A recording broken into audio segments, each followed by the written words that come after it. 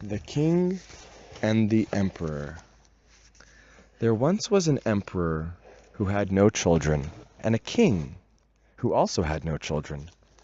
The emperor traveled across far and wide in search of some counsel or medicine to conceive children, and the king also set out in the same manner. They happened to meet in a particular inn, though they were not acquainted with each other. The emperor noted that the king had royal manners, so he asked him, and he informed him that he was a king. The king also recognized the same in the emperor, and the emperor informed him as well. They also revealed to each other that they were traveling for the aim of having children. They made a pact that if after returning to their homes, their wives would conceive a son and a daughter in a manner that they could be married, then they would have them married. The emperor returned home and fathered a daughter, and the king returned and fathered a son. But they forgot about the pact. The emperor sent his daughter to study, and the king sent his son to study, and the two of them happened to be enrolled under the same teacher. They came to love each other very much, and they made a pact to get married. The son of the king took a ring and placed it on the finger of the emperor's daughter, and they married. Afterward, the emperor sent after his daughter, and the king sent after his son, and each brought his child home. They spoke of matches for the emperor's daughter, but she did not want any such matches because of the aforementioned pact. The son of the king pined for her, and the emperor's daughter was constantly depressed. The emperor would lead her through his courtyard and the palaces, and displayed her wealth to her. But still she was sad. The king's son longed so intensely for her that he became sick. When they asked him why he was sick, he would not answer. They said to his servant, "Perhaps you can investigate why." He answered them that he knew, for he was with him then, where he had studied, and he explained to them the matter. Then the king remembered and agreed he had made a pact with the emperor. He wrote to the emperor to prepare himself for the wedding, for they had already agreed to it. The emperor did not want it any more, but he did not dare refuse. He asked the king to send his son to him to see if he had the quality of rulership, and if so, he would give his daughter to him. The king sent his son to him. The emperor seated him in a room, giving him papers of government matters to see if he could rule the country. The king's son longed deeply to see the emperor's daughter, but they did not allow him. One day he went by a mirror and saw her, and he fainted. She went over to him, woke him, and revealed that she did not want any other match because of the pact between them. He asked her, "What will we do, seeing that your father does not want the match?" She answered, "Even so." Afterwards, they came upon the idea that they would sail out to sea. They hired a ship and sailed. They continued to sail and eventually wanted to come to shore. They reached the shore where there was a forest, and they entered it. The emperor's daughter took off the ring and gave it to him, and she went to sleep there. Again, the emperor's daughter took off the ring and gave it to him, and she went to sleep there. When the king's son saw her stirring, he laid the ring next to her. Afterwards, They rose and returned to the ship. Meanwhile, the emperor's daughter remembered that they had forgotten the ring there, so she went back for it. He went back, but could not find the place. He went to another place and still could not find the ring. He went from place to place looking for it until he became lost and could not find his way back. She went to look for him, and she also lost her way. As he continued on, he became more and more lost. After a time, he saw a path and followed it to a settlement. He did not have anything to do there, so he became a servant. She too became increasingly lost and decided to go and sit by the sea. She went to the shore, and there were fruit trees there. She sat there, and in the day she would walk by the sea, hoping to find ships passing by. She lived off the fruits, and at night she climbed up into the trees to be protected from the wild animals. Meanwhile, that there was a very powerful and impressive businessman who had dealings all over the world. He had an only son, and the businessman was elderly. One time the son said to his father, "Seeing that you are old and I am young, and your ministers are not looking out for me at all, when you will pass away, I will be left empty-handed, without knowing what to do. Why don't you give me a ship with merchandise, and I'll set to sea and become expert in business?" His father gave him a ship with merchandise, and he went to various countries, sold his goods, bought others in their place, and was successful. Meanwhile, while he was at sea, he saw those trees wherein was the emperor's daughter, and thought it was a settlement. He wanted to go there, but as he drew closer, he saw that it was only trees, so he wanted to turn back. Just then he happened to gaze on one tree, and within it was the form of a person. He thought he might be misperceiving, so he told the other people who were with him, and they looked and also saw the form of a person in the tree.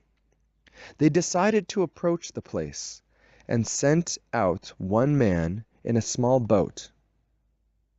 They kept watch on him to direct him so that he would not lose his way, so that he would keep headed towards that tree. He arrived there and saw that there was a person sitting in the tree, and he told them. The trader's son went himself and saw that she was sitting there, the emperor's daughter, and he told her to come down.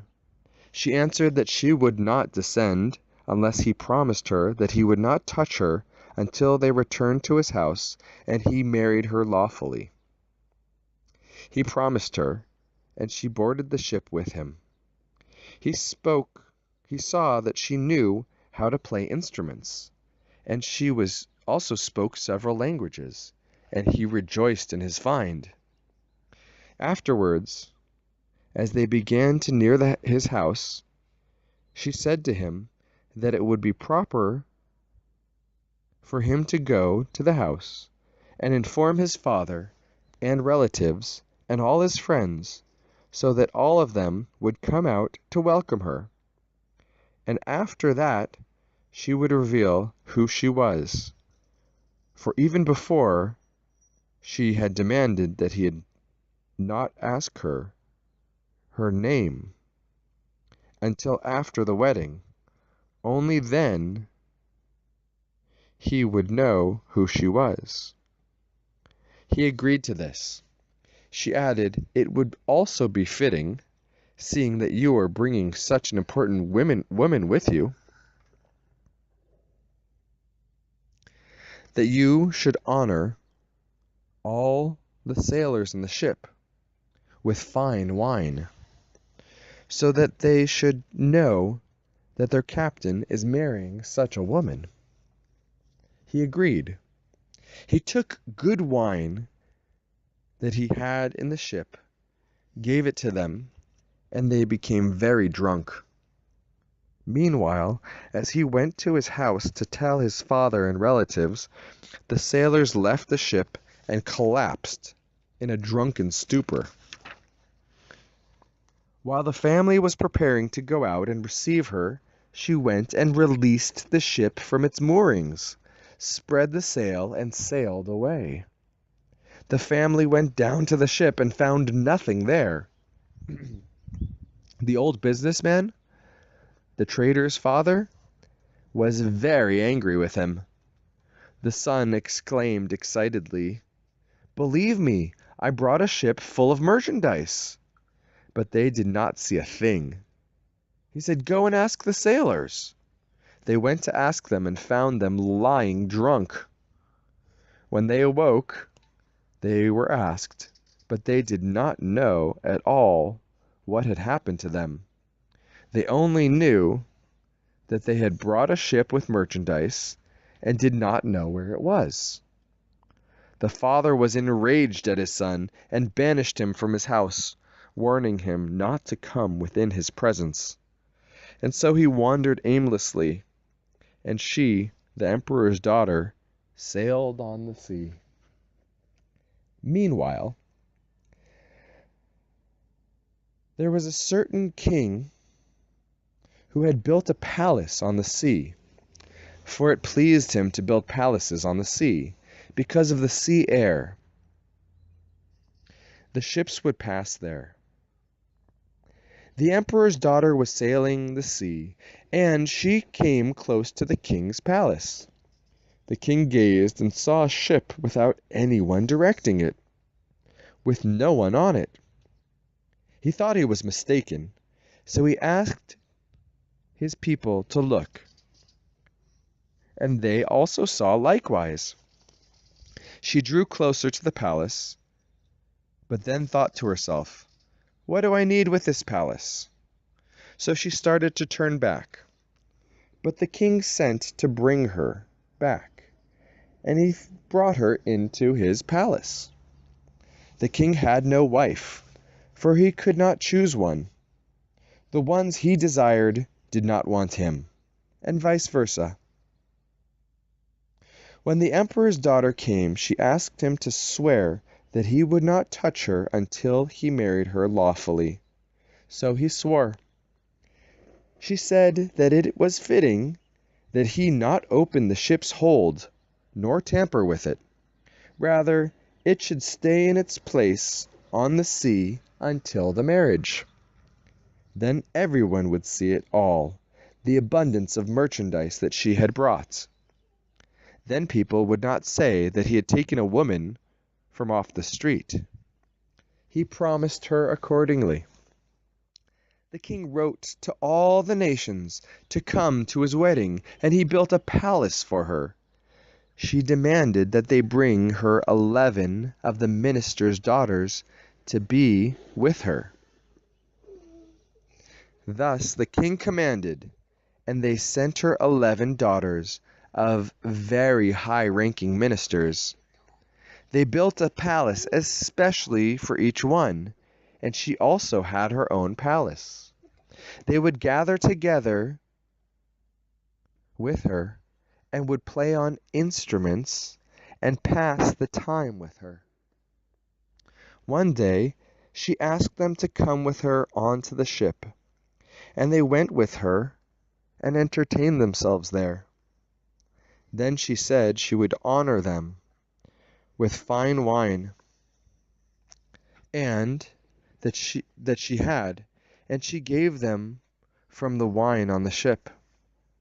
And they became drunk and fell into a stupor. Meanwhile she went and released the ship, and spread out the sails, and made off with the ship. Now the king and his people looked and noticed that the ship was not there, and were shocked. The king said, "Beware not to tell her all at once, for she will be very distressed at the loss of such a valuable ship as that one."